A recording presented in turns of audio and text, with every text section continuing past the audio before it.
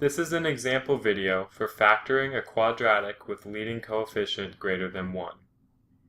Given the problem, negative 30u minus 25 equals 9u squared, we can factor this using two different methods.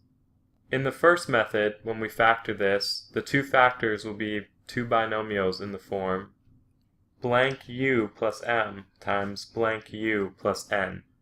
And when multiplied together, these two factors should give us our equation in its standard form.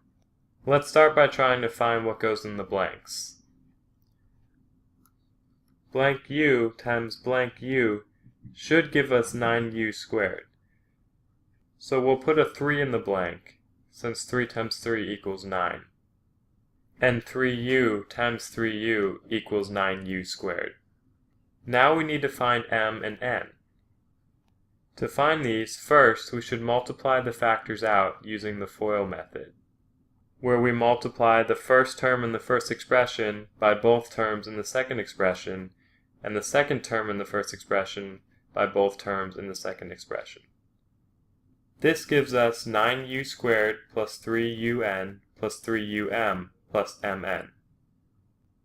We then factor u out of the two middle terms. If we compared this quadratic with the original equation, we can see that 3n plus 3m is our b coefficient and mn is our c coefficient.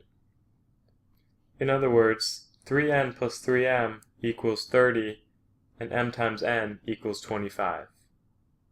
If we list integers m and n such that m times n equals 25, we can find which pair, if when plugged into 3n plus 3m, equals 30.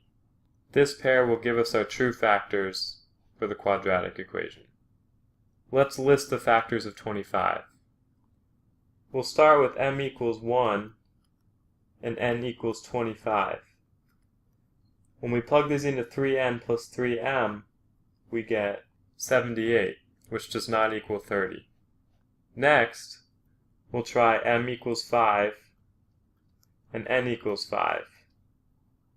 When we plug this into 3n plus 3m, we get 30.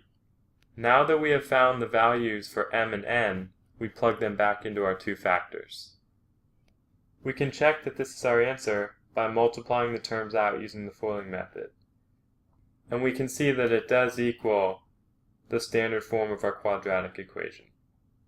Another method we can use to factor is the grouping method. Let's write our equation in standard form, where our coefficient of u squared is a, our coefficient of u is b, and our constant is c.